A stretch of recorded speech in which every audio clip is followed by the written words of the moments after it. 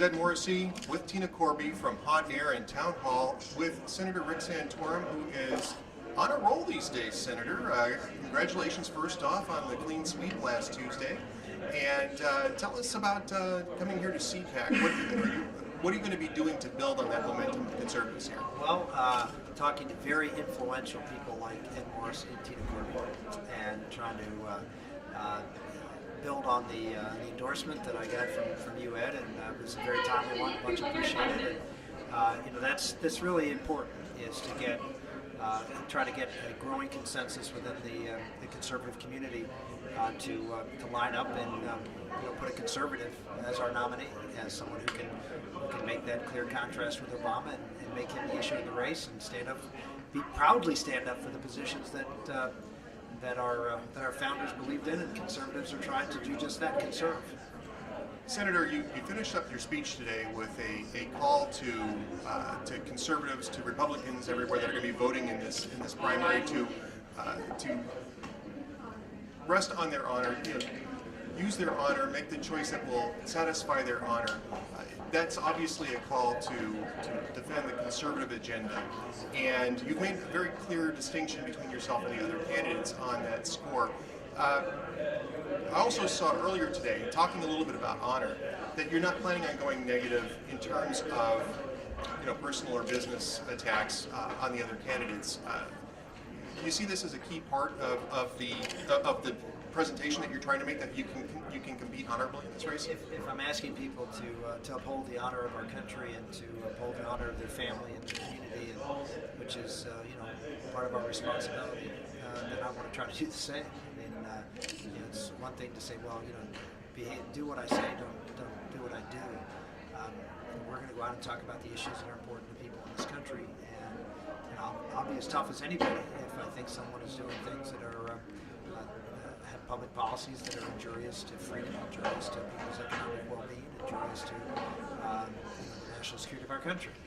But that's what we'll talk about. We'll talk about it in the context of our differences and who is best positioned, more importantly, who's best positioned to take on President Obama and be successful. And it's all going to be in the context of making sure we've got the best foot forward.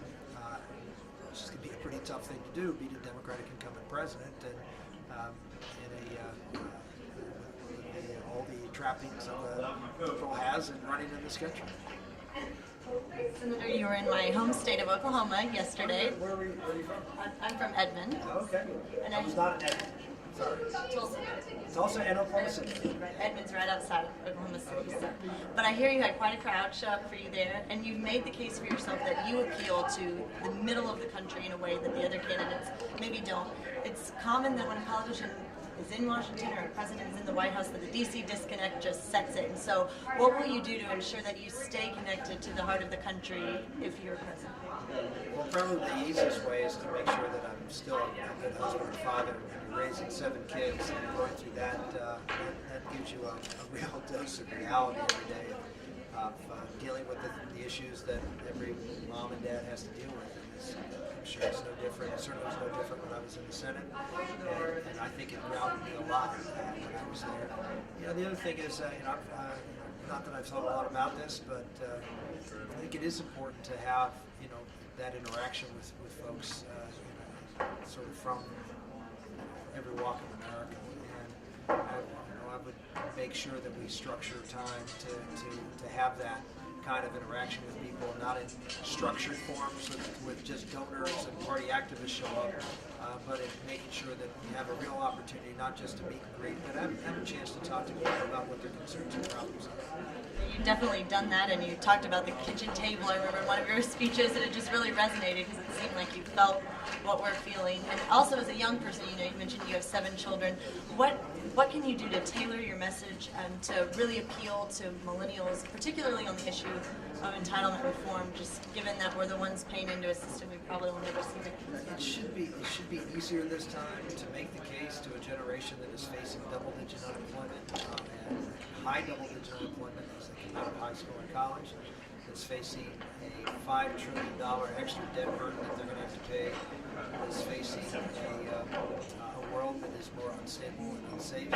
This should be pretty easy, relatively speaking, 4 years ago, to make the case to the people, the young people of America, that President Obama has not done what he promised he would do. He has not been a force for change, for good, for the next generation, and that we need someone out there who has the vision to be able to create opportunities for young people and reduce this burden of debt, and particularly deal with the entitlement issue to make sure that they're going to be solvent when they reach that age, without taxing them to the point where the economy of this country is going to suffer, and they'll suffer to pay for those benefits today.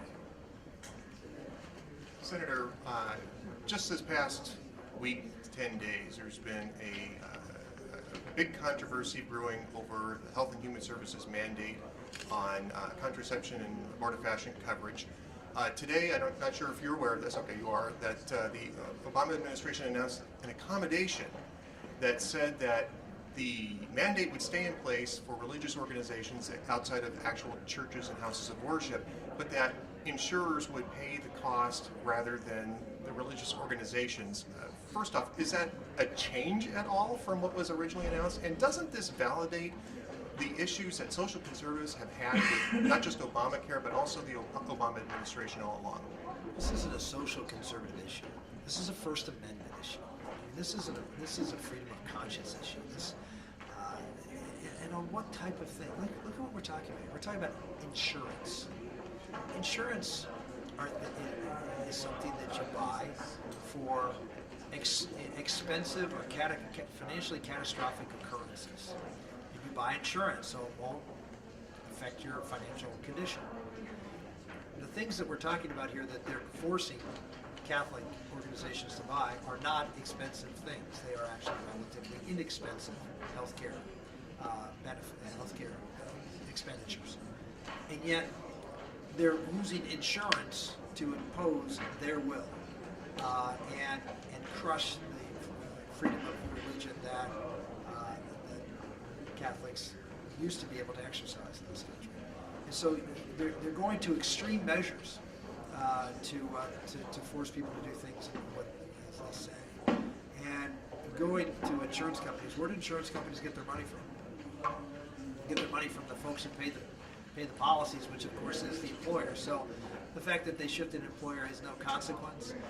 You've now just eliminated every faith-based insurance company because now if you have a Catholic insurance company that provides health care, they're not going to be able to do this. So you haven't changed that. So this is the Obama administration being cute by half, and it has, in my opinion, had no substantive difference.